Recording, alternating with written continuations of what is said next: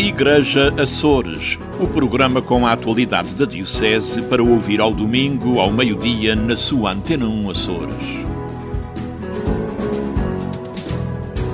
Olá, seja muito bem-vindo a mais uma edição do Igreja Açores. Neste programa vamos conversar com Piedade Lalanda no seguimento do Encontro Nacional da Pastoral Social que aconteceu esta semana em Fátima. Vamos ouvir então as suas conclusões com a responsável pelo Serviço Diocesano da Pastoral Social. Mas isso daqui a pouco. Antes disso, vamos à atualidade da Diocese Açoriana. Entre Vistas, com o Padre Teodoro Medeiros.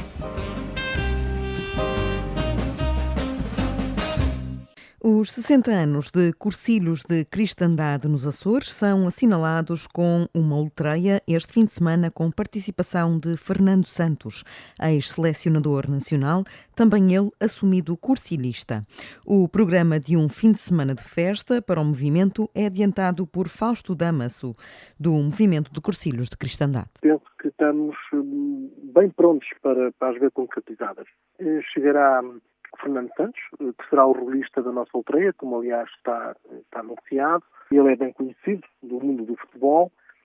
Depois, no sábado, pelas 19h30, começa a terceira ultreia diocesana, que mais não pretende do que comemorar os 60 anos da chegada do primeiro cursilho de cristandade aos Açores. Às 19h30 começa com o acolhimento, às 20 horas, às 20 horas terá lugar o testemunho, depois aquilo a que nós chamamos ressonâncias. Esta atividade vai se desenvolver no salão do seminário e às 21h30 teremos uma missa de ação de graças por todo este evento que se realizará na Igreja da Sé, com a presença de Dom Armando Esteves Domingos. Portanto, para o dia de sábado é o que está previsto. E mais não é do que a terceira ultreia diocesana. Depois, para domingo, vamos continuar com este evento, vamos prolongar este evento e temos um almoço regional de convívio. Quisemos com ele poder presentear as pessoas que vêm de fora, porque vem, além do Fernando Santos e da esposa, da Guilhermina, vem também um staff do Secretariado Nacional, composto pelo seu presidente, o Joaquim Mota, e a sua esposa, Maria José, também a vice-presidenta Olinda, com o seu marido, que é secretário, também vai estar connosco, assim como o padre Ricardo Lameira. Portanto, vamos presenteá-los com o que melhor temos na nossa gastronomia e com a animação cultural a cargo de um grupo de cantadores. É fim de semana de festa para o movimento dos cursilhos de cristandade. Nos Açores, o primeiro cursilho foi de homens e realizou-se em Angra do Heroísmo de 11 a 14 de setembro de 1963, com 37 assistentes. O primeiro cursilho de senhoras teve lugar quase um ano depois, de 5 a 8 de setembro de 1964, e aconteceu em Ponta Delgada, com a participação de 47 novas cursilistas. O movimento das equipas de Nossa Senhora já arrancou formalmente o novo ano pastoral. Dar continuidade aos planos de atividades dos últimos anos está no horizonte do movimento, diz Andreia Rocha. Este ano arrancamos com a habitual missa de abertura. Depois fazemos sempre uma reunião com os casais responsáveis de cada equipa para este ano, para divulgarmos o plano de atividades. A próxima atividade deve ser provavelmente uma missa de primeiro sábado, em novembro. Depois vamos ter o Encontro Nacional em Fátima e na mesma semana acabamos por ter a participação na Vigília Mariana na Conceição. A responsável pelo movimento das equipas de Nossa Senhora garante que conciliar agendas é o grande desafio do movimento atualmente. Encontrar datas para conseguir reunir todos os elementos das equipas, porque há muitas pessoas que trabalham por turnos, há muitas pessoas que estão envolvidas em mais do que uma atividade, quer a nível profissional, quer a nível pessoal, e isso talvez seja a maior dificuldade das equipas. Depois algumas já estão a ficar com os membros há mais anos, alguns vão envelhecendo, vão acabando por sair. Essas equipas talvez estejam com mais dificuldade em captar novos elementos, mas pela experiência que nós temos tido das últimas equipas que se têm formado, toda a gente procura fazer o esforço possível para que os encontros mensais aconteçam e que os casais consigam fazer a sua caminhada, que é para isso que o movimento existe. Para além das equipas de Nossa Senhora, a família de Andreia Rocha faz agora parte do corpo formativo do Seminário Episcopal de Angra. Uma nova experiência que, para já, ainda não atirou a família para fora de pé. Ainda não temos que sair da nossa zona de conforto. Portanto, aquilo que nos tem sido pedido é que nós já recebemos os seminaristas finalistas, já estiveram connosco num pequeno momento da nossa casa. Também já recebemos os seminaristas que estão no ano próprio desde o chamado ano zero. Também estiveram cá na terceira, também os recebemos na nossa casa. Já estivemos num momento de convívio com esses seminaristas externos e com os que estão a residir internamente no seminário. Portanto, por enquanto, ainda não tivemos que sair da nossa zona de conforto. Tem sido como receber a nossa família, os nossos amigos. É uma coisa que não nos custa muito. Portanto, por enquanto, ainda está a ser uma missão muito agradável e muito dentro daquilo que nós costumamos fazer. Os 3 filhos do casal também já não estranham estas experiências em família. Eles, noutros movimentos onde nós estamos, por exemplo, nas equipas, eles também se sentem parte integrante da equipa, parte integrante do setor, porque eles também vão acompanhando a preparação das atividades, os momentos em que nós nos encontramos com os outros casais para preparar alguma coisa. Eles também participam nas próprias celebrações, muitas vezes. Portanto, aqui também para eles também não foi muito estranho. É receber outro grupo, mas no fundo a atuação e o ambiente é como se fosse o mesmo. Depois também, como eles mensalmente vão sempre à missa de primeiro sábado no seminário, para eles também o seminário não é um espaço estranho. A família Rocha vai acompanhar os seminaristas num contexto de integração de vida familiar. A pastoral juvenil e a pastoral caritativa são prioridade para o próximo ano pastoral na paróquia dos Arrifes. Depois de reunido o Conselho Pastoral, a primeira ação será uma caminhada solidária a 18 de novembro. Assim, pensámos em várias ações que, de certa forma, pudessem envolver os jovens durante o ano, inserindo-os em projetos que visassem a dinamização pastoral social na freguesia dos Arrifes. Assim, no dia 18 de novembro, vamos realizar uma caminhada solidária por várias ruas da nossa freguesia e esta caminhada visa a angariação de géneros alimentares para os mais pobres das nossas comunidades cristãs. A caminhada sairá da Igreja da Saúde às 19h30 e conta com a participação dos grupos de jovens. Temos 2 nos Arrifes, o grupo de jovens caminhantes da saúde e o grupo de jovens sementes de esperança dos milagres, os crismados, aqueles que se crismaram, os do 10º ano da catequese, o nosso agrupamento de CNE e também todos aqueles jovens que se queiram associar a esta caminhada. Desta forma e com uma ação todos os meses, contamos continuar a dinamizar e a ter os jovens dos Arrifes na primeira linha de ação da dinamização pastoral. A caminhada tem como percurso saída da Igreja da Saúde, Rua da Saúde, Travessa da Piedade, Rua da Carreira, Travessa dos Milagres, Igreja dos Milagres, Rua Padre Manuel Falcão, Rua Eduino Jesus, Rua Padre António Vieira e termina na sede dos escuteiros. Decorreu esta quinta-feira, 19 de outubro, na Matriz de Santa Cruz da Lagoa, uma iniciativa para assinalar o Dia dos Bens Culturais da Igreja, que se comemora anualmente a 18 de outubro. A conferência foi proferida pelo padre Nuno Sousa, de Rabo de Peixe, e teve como tema evangelizar pela arte, descodificar Maria. E celebrar este dia é também nós tomarmos consciência cada vez mais efetiva de que nós necessitamos da arte para evangelizar. Nós não necessitamos de arte só nas galerias, só nos museus, só na elite da nossa sociedade ou num grupo de pensadores, mas precisamos da arte como outrora dentro da igreja. Nós não precisamos de uma arte kitsch, de uma arte que seja só para enfeitar ou que seja barata. Isto talvez não seja arte. Isto até arriscar-me-ia a dizer como quinta-feira que talvez isto já não descreva, já não satisfaça a ânsia do espiritual, do transcendente, para aquele que, ou para aquela que admira, que contempla as imagens e tudo o mais litúrgico que nós temos nas nossas igrejas. Depois, sobre Maria, debrucei-me essencialmente sobre o que é que Maria, o que é que nós queremos dizer de Maria, ou o que é que Maria pode significar para cada um de nós também na arte.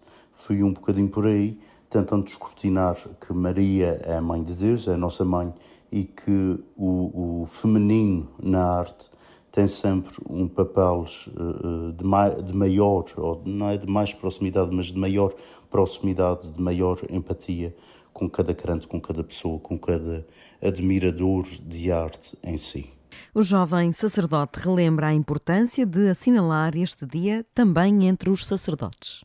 Celebrar o Dia dos Bens Culturais da Igreja é bastante importante, e já o fazemos há mais de 10 anos, para continuarmos a alertar as pessoas e os padres, nós padres também, sobre a importância que tem o património edificado, o património também que as comunidades vão construindo, vão adquirindo ao longo do tempo, e que tem uma preciosa significação para cada um de nós. E celebrar o Dia dos Bens Culturais da Igreja é, antes de mais, pedir cada vez mais respeito, honestidade sobre o manuseamento, sobre a preservação de tudo isto. Nós sabemos que é sempre muito difícil, que pode haver a qualquer momento algum descuido, algum curioso que possa achar que aquilo já não serve para mais nada, já não tem mais nenhum uso, senão de ir parar ao lixo ou de ser devotado ao esquecimento. E nós, nas nossas ilhas, temos tantos e tantos casos destes, em que, ainda por cima, com o nosso clima, nós temos um problema de conservação, ou nós temos um desafio para a conservação, tanto de livros, como de imagens, esculturas, como de todos os outros utensílios religiosos ou não, muito maior do que em alguns outros lugares. A iniciativa na Matriz da Lagoa assinalou também os 150 anos da chegada da imagem de Nossa Senhora do Rosário à comunidade. Entre Vistas, com o padre Teodoro Medeiros.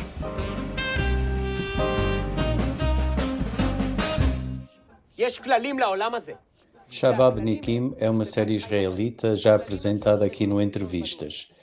Desta vez a recensão recai sobre a segunda temporada, cujo acesso parecia quase impossível, ficando aqui o agradecimento ao nosso ouvinte, Rui Silveira. O grupo de rapazes rebeldes foi expulso da escola sagrada no fim da primeira temporada. Por esse motivo, encetam agora a tarefa de dirigir a sua própria escola de estudo da lei judaica.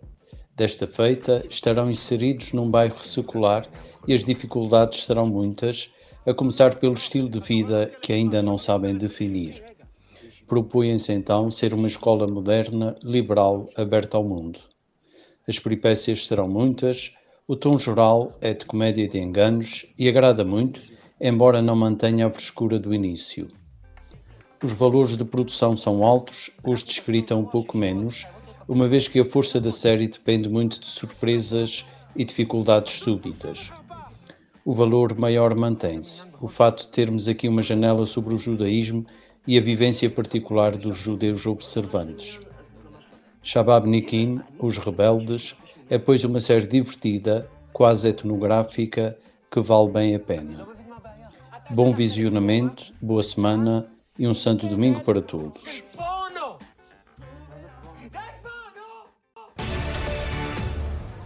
E hoje, no nosso espaço de entrevista, voltamos a receber Piedade Lalanda, diretora do Serviço Diocesano da Pastoral Social, que aliás esteve no Encontro Nacional da Pastoral Social que aconteceu em Fátima entre os dias 16 e 18 de outubro.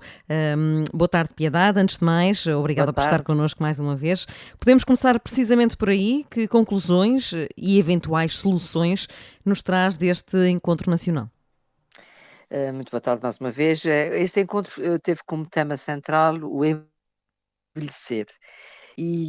Portanto, uma das conclusões que foi falada é que a Igreja Católica realmente, na sua pastoral diocesana não aborda da mesma maneira a questão da velhice e do envelhecer, como aborda a questão dos jovens. E, inclusive, existe uma pastoral da juventude e não existe, por exemplo, uma pastoral dos séniores, ou dos idosos, ou da velhice, como quisermos chamar, ou do envelhecimento. E isso foi um dos aspectos que foi considerado cada vez mais. Aliás, a introdução do encontro foi feita com uma entrevista à professora Maria João Valente Rosa, que traçou um quadro da realidade demográfica portuguesa, e os Açores não estão fora desse quadro, Uhum. em que a questão da presença dos idosos é cada vez mais frequente. Nós sabemos que temos uma população envelhecida, mas sobretudo temos cada vez mais pessoas com mais idade. E é fundamental não descurarmos esta população mais velha e não a enquadrarmos apenas nas questões da doença ou da patologia ou da dependência. E, Uhum. portanto, este olhar sobre os mais velhos, que não são supranumerários, mas são pessoas que têm competências, têm capacidades, têm saberes e têm, em muitos casos, cada vez mais um grau de autonomia na fase, sobretudo, inicial, entre o início da reforma e, eventualmente, a idade dos 75, 80, onde aí sim começam a aparecer alguns sinais de maior dependência. Portanto, esta foi, sem dúvida, uma novidade, um alerta deste encontro para que a Igreja olhe para os idosos como neste momento está a olhar para os jovens. A Igreja foi dando os mais idosos por garantidos, digamos assim. Sabia-se que durante muito tempo o foco era em trazer os jovens para a Igreja, trazer os jovens. Entretanto, fomos descurando um pouco dos mais velhos. Exatamente, e dá uma forma também afastando os jovens dos mais velhos. Hoje em dia, trazer os jovens tem que ser também trazer os jovens em ligação com as gerações mais velhas, porque uma sociedade de gerações afastadas umas das outras, que não comunicam, que não se contactam, que não partilham e que não recebem das gerações mais velhas a sabedoria, os testemunhos, o apoio, às vezes até a orientação, mesmo que haja contextos de vida muito diferenciados. É uma sociedade que se atomiza e que vai depois à procura de soluções para enquadrar de uma forma isolada a geração mais velha, com uma sobrevalorização da atividade, da produtividade, da juventude, e isto é extremamente falso, digamos assim, uma imagem falsa para a realidade que nós temos, em que é inevitável que vamos todos viver mais tempo e vamos viver velhos, não vamos viver novos. Portanto, ou seja, aliás, foi falado e bem que o verbo envelhecer é igual a viver.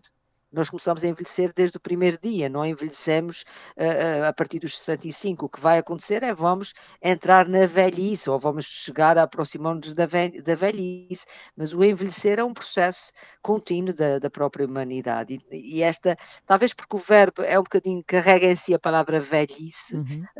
nós não gostamos de usar esta palavra envelhecer, porque quer dizer que estou a caminhar para a velhice, mas a realidade é essa, né? Todos nós caminhamos para a velhice, e é muito importante ligar os jovens aos mais velhos, porque isto é o contínuo da própria vida humana. Normalmente nestes encontros nacionais há sempre uma maior facilidade de colocar as coisas em perspectiva. As dificuldades e anseios dos Açores são iguais às restantes dioceses? Eu penso que sim, há alguns aspectos que foram abordados neste encontro, nomeadamente a questão central dos centros sociais e paroquiais. Muitos destes centros sociais têm exatamente valências dedicadas às pessoas mais velhas e nesse aspecto foi referenciado que é muito importante que haja uma partilha entre centros sociais e paroquiais, que as dioceses convoquem. Cada diocese deveria convocar os centros sociais e paroquiais da sua diocese para criar momentos de partilha de dificuldades, partilha de soluções, partilha até de recursos.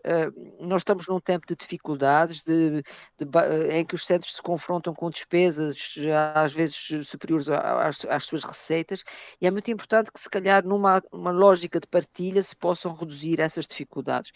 Falamos de transportes, falamos de equipamentos, falamos de recursos humanos até, e sobretudo recursos humanos especializados que podem ser partilhados entre instituições. E esta lógica deveria começar pela própria Igreja ao nível dos centros sociais e paroquiais. E isto é uma dificuldade que se sente no continente e que também se sente na região. E, portanto, tem que haver sem dúvida, um esforço de criatividade para fazer face a esta questão financeira, e foi também falado que uma das dificuldades atuais é a questão da atualização do salário mínimo, que muitos dos auxiliares de lar ou os auxiliares nos centros de dia oferem este salário mínimo, que sendo atualizado irá agravar as despesas com recursos humanos dessas instituições. E neste sentido é importante que os centros sociais também sejam uma parte integrante, porque são eles uma fatia grande das IPSS nestas respostas aos mais velhos, possam também negociar novas atualizações dos acordos de cooperação, mas sem descurar que não pode ser o Estado completamente a cobrir, né, as dificuldades, que tem que haver também a tal criatividade para que os centros possam reduzir as suas despesas e melhorarem as suas respostas. Portanto, nesse sentido, a tal ideia da partilha entre os centros sociais e paroquiais de uma mesma diocese parece ser uma estratégia que pode ajudar a enfrentar essas dificuldades. Como é que se prevê arrancar este ano pastoral no âmbito social? Certamente que vamos aguardar com expectativa aquilo que vão ser as conclusões do sínodo que está a decorrer no Vaticano e em Itália, e certamente que continuaremos ligados à problemática da pobreza, à questão das desigualdades sociais, e que tem-se falado muito no domínio das dificuldades acrescidas das famílias no âmbito da habitação, no âmbito da sobrevivência até, então nós continuamos empenhados a procurar respostas e sobretudo em procurar ser uma porta aberta no nível das paróquias para acolher as dificuldades. A Igreja não tem uma varinha mágica para resolver os problemas do cotidiano, mas certamente que sendo um espaço de acolhimento e uma porta de acesso fácil a quem estiver a viver uma dificuldade, pode reencaminhar, pode partilhar com as entidades, pode encontrar soluções para essas dificuldades. E por isso é neste sentido que a Igreja tem que ser um lugar de passagem, não só dos praticantes, não só dos crentes, mas da comunidade onde ela está inserida. E isto é sem dúvida, um desafio que se coloca à Igreja dos Açores, e o ano pastoral tem que ser, como o Papa dizia, tem que ser de uma igreja para todos. E este todos é realmente todos, não são os todos batizados, mas são os todos que vivem na comunidade e que precisam de uma mão amiga, de um lugar onde possam falar, desabafar e pedir ajuda, que não sendo dada pelos próprios possa ser encaminhada. E portanto nós, quando falamos deste todos, destas dificuldades, falamos sobretudo daqueles que estão mais desprotegidos, das pessoas na condição de sem-abrigo, nas pessoas isoladas, nas pessoas doentes e acamadas que não têm cuidadores, nas pessoas que precisam de um apoio pontual ou das pessoas que precisam de um apoio estrutural. Todas essas situações devem estar sensíveis, né? Devem ser acolhidas por parte das comunidades e gostaríamos que isso acontecesse. E realmente iremos apostar no próximo ano de trabalhar esta questão também dos centros sociais e paroquiais, porque nos parece que, para além dos movimentos que dentro da Igreja são o rosto da ação social, como é a Cáritas, os Vicentinos e outros movimentos, os centros sociais são a estrutura organizada na paróquia onde deve acontecer este sentido de acolhimento. Desde que já há alguns anos que a Pastoral Social da Diocese de Angra tenta uma articulação muito próxima com as 165 paróquias. Como é que está este processo, agora ainda para mais com uma reorganização, digamos assim, com muitos sacerdotes que mudaram de paróquia? Como é que está esta articulação e também como é que está, e já vamos falar sobre isto, sobre o novo olhar de liderança com um novo bispo, como é que está a decorrer tudo isto? Tenho que ser sincera, não está sendo muito fácil, porque nós lançamos já logo no início do nosso mandato no Serviço Diocesano um inquérito no sentido de auscultar as necessidades das diferentes paróquias ao nível da pastoral social. Não foi muito frutífero, voltámos a fazê-lo agora em maio, antes do verão, para tentarmos durante o verão, e agora estamos a tentar reincidir junto das paróquias que não responderam, para fazermos um retrato mais ou menos fiel do que são as dificuldades, do que são as expectativas em relação ao serviço diocesano e do que são as respostas que nós próprios, enquanto serviço consultivo, né, do subispo, podemos adiantar, e o que verificamos é que destas 165 paróquias apenas tivemos 35 que nos responderam, ou seja, um quinto das paróquias. São 37 respostas, mas em termos de paróquias são 35. Portanto, há sem dúvida aqui, temos falar, às vezes diz-se que é o parente pobre da pastoral, às vezes há mais interesse ou mais investimento em áreas como a catequese ou como a liturgia, como os cânticos, né? Portanto, mas a pastoral social acaba por ficar um bocadinho diluída, se calhar numa ação que está mais ou menos já instalada numa certa caridadezinha, diria entre aspas, né? Numa certa prática rotineira e que não é estrutural e que não tem esta visão, como eu dizia, de porta aberta às diferentes situações com capacidade para encaminhamento. Portanto, há aqui sem dúvida uma mudança que é necessário fazer. Nós não podemos, dizemos isso, mas muitas vezes não fazemos, não podemos lidar com as dificuldades de uma paróquia apenas com a questão da esmola e da dádiva pontual. Tem que haver um olhar mais estrutural, é como pôr um penso numa ferida que tem uma origem e que nós não queremos ignorar essa origem. Então, não vale a pena só tapar a imagem externa, nós temos que ir mais fundo, e isso, mesmo que num primeiro momento seja feita uma dádiva, depois temos que tentar ir mais fundo na situação, e isto implica ter um trabalho diferente no domínio da pastoral social. Penso que esta sensibilidade ainda não está enraizada, porventura, nos párocos ou no trabalho dos párocos, e vai sendo colocada em segundo ou terceiro plano. Mas não vamos desistir nunca de apelar a esta igreja de proximidade, esta igreja próxima das dificuldades das pessoas, que acho que é a igreja do Evangelho que se quer para os tempos modernos. E como é que tem sido a relação com o Bispo Dom Armando, e como é que vê este olhar novo sobre as questões sociais? Eu penso que Dom Armando é um bispo que eu diria com perfil de pároco, porque ele é sem dúvida alguém que está muito sensível à problemática da pastoral social. Ele próprio tem experiência prática nesse domínio. Ele reconhece que é preciso desinstalar as pessoas para conseguirmos mudar rotinas, e este também foi um tema que se falou neste encontro. Portanto, há uma igreja que é a igreja dos ritualistas, né? A igreja que contabiliza o número de comunhões dadas, o número de praticantes nas missas, etc., o número de pessoas, portanto, a aparência, né, de uma igreja ativa, e depois há uma igreja que é a igreja do espírito, que é a igreja da ação, que é a igreja da intervenção, e a pastoral social insere-se exatamente nesta igreja do espírito, nesta igreja do amor vivido e experimentado. E penso que Dom Armando Esteves é sem dúvida um bispo que tem esta visão. Agora, como todos os timoneiros de uma embarcação, ele sozinho não pode mudar o rumo da diocese se não tiver a colaboração daqueles que estão a remar nesta embarcação, e todos conscientes do rumo que querem para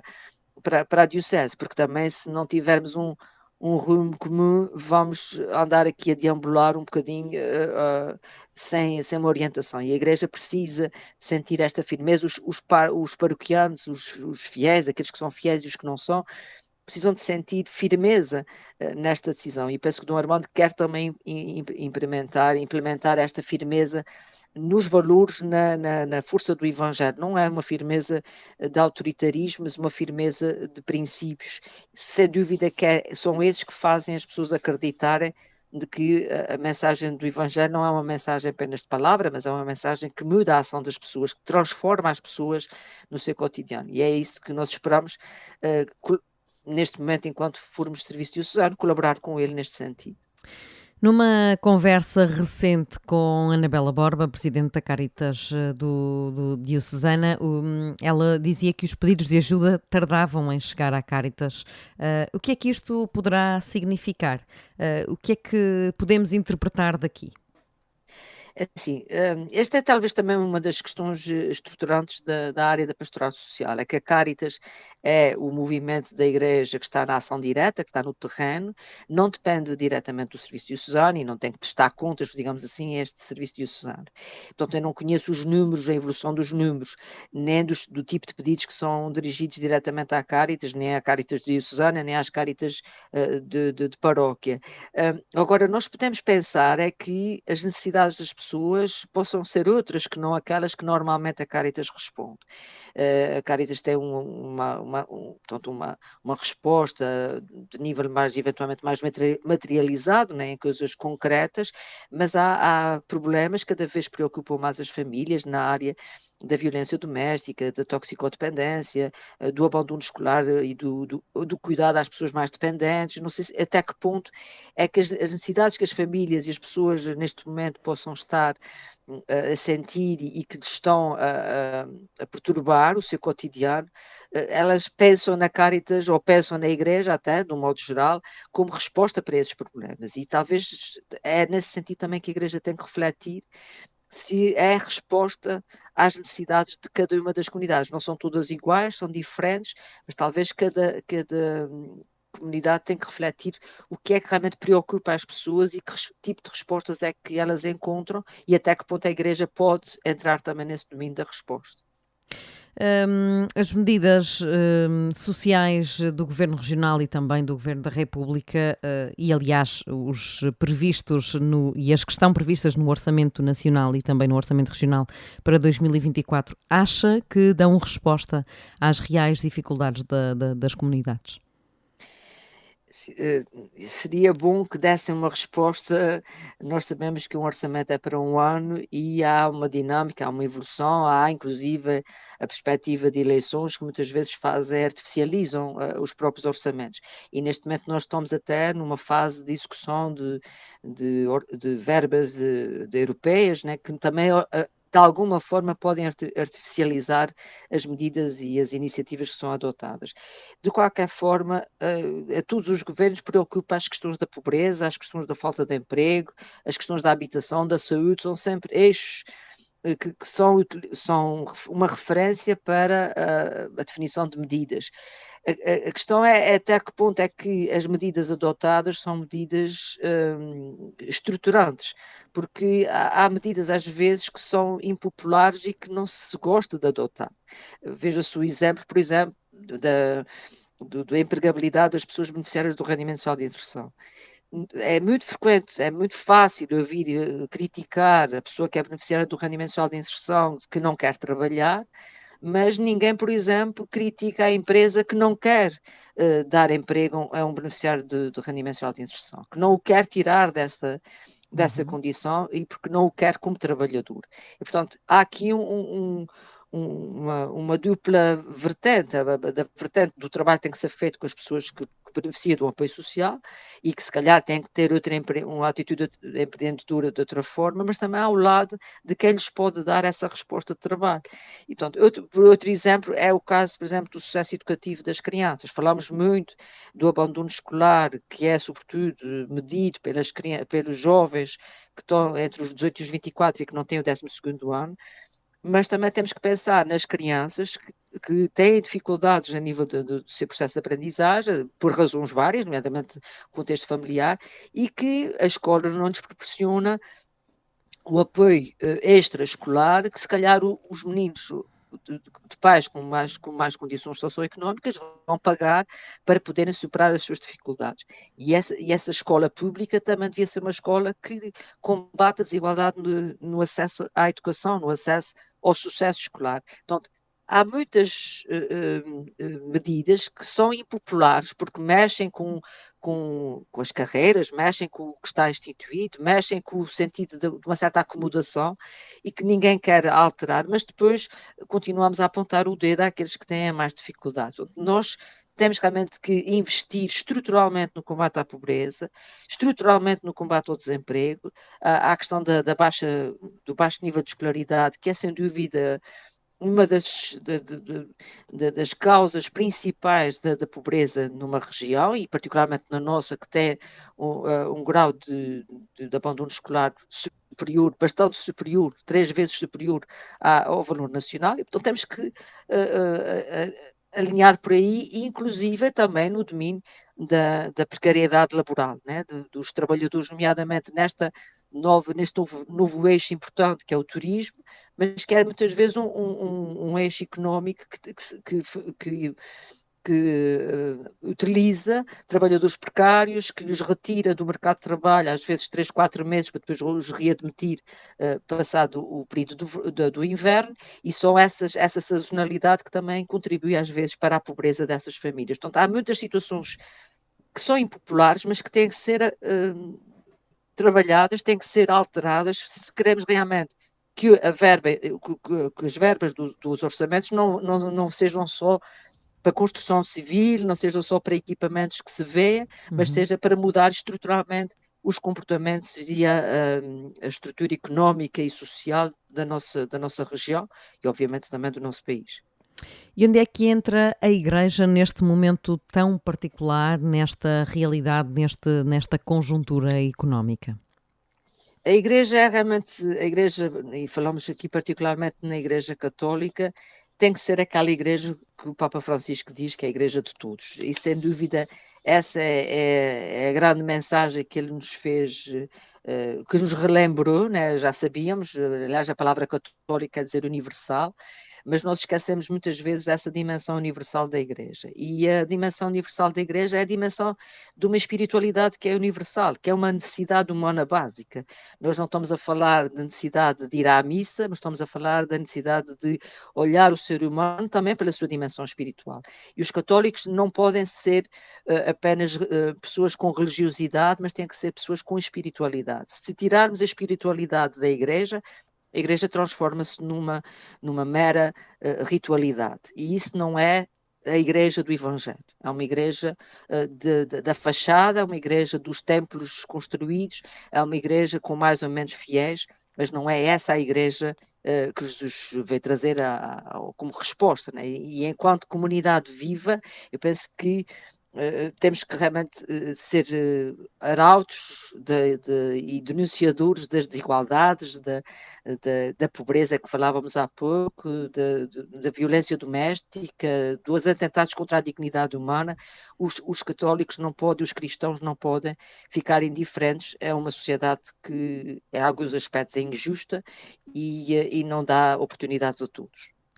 E o nosso papel individual, seja como cidadãos, seja como cristãos? É nesta linha do que eu dizia antes, ou seja, nós não podemos separar a nossa cidadania numa sociedade democrática que nos dá direito de voto, que nos dá direito de participarmos em organizações, empresas, instituições públicas, partidos políticos, órgãos de poder, etc. Não podemos separar esta nossa dimensão de cidadãos da dimensão de cristãos. O ser cristão não é uma coisa como ser adepto de um clube de futebol.